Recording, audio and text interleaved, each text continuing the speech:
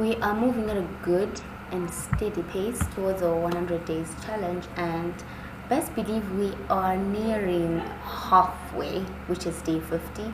Today we are on day 42, where we're going to be looking at a very important aspect of resilience.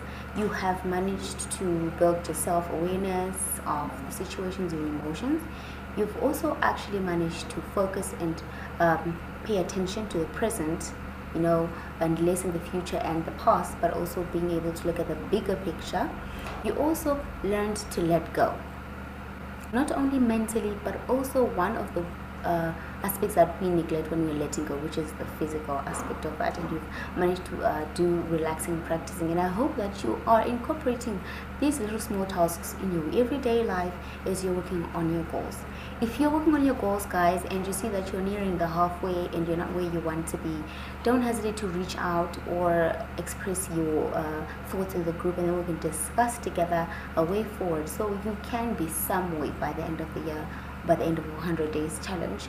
Today we're going to look at a very important aspect. We're going to look at the fuel of resilience, which is being able to access and sustain your positive emotions. You have joy, you have gratitude, you have love, you have hope, and these recharge your resilience. They don't erase the difficult times, they don't substitute the negativity that is happening currently, but then they refocus your energy from what's negative to what's positive. And the more you learn to practice this, the more natural it becomes and the more resilient you become. Personally, the one emotions that I usually feed on, or that I usually use when I'm going through something difficult, is gratitude. Thinking about what I'm grateful for, thinking about what I have. So it then becomes contentment, which then breeds a more positive emotion on, you know what, I am some way, this is where I want to be. I'm not yet there, but then it does not eliminate the presence of what I have today.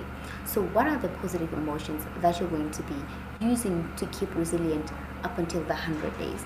So here's what I'm going to need you to do today. But before we get there, I'm going to tell you what your theme is. Your theme is going to be fuel your inner light. And I'm going to need you to do this in the next 48 hours. Number one, I need you to write down 3 positive emotions that you have, or that you might be able to use as a fuel for your inner light and keep resilient. Not only are you going to do that, you're also going to attach either a memory to that, or something that you're grateful for, or even an individual that is in your life to those emotions. For an example, you have love. Love is a positive emotion, and it's one of the strongest things that we have. I mean, God so loved the world that he gave his only begotten son. Love can be one of the things, emotions that you can use to keep resilient. An emotions or event or an individual that you might have is actually God himself. You're going through a difficult time, things are not looking the way they're supposed to look, and you're not where you want to be by the end of the year. But then if you remember that God has a plan for you, I mean, you're definitely going to be at a better space than when you were focusing on the negative emotions. Let's make it even more personal. Even on love, you have your family, you have your friends, you have support, you have your partner, you have your husband, you have your sibling. That is something that can breed positive emotions, and you're probably not end there, because that you have that love. You're probably going to go to that person, express your mind. You're going to be more resilient because you're going to share your problems with that love that you have. So guys, don't be disheartened, don't lose heart. Focusing on the things that are positive and working on being resilient. We're going to get there. The 100 days are almost here. You're working on your goals and you're going to get there. Your journal prompt for today is going to be: when was the last time I felt truly joyful, truly grateful, or truly loved?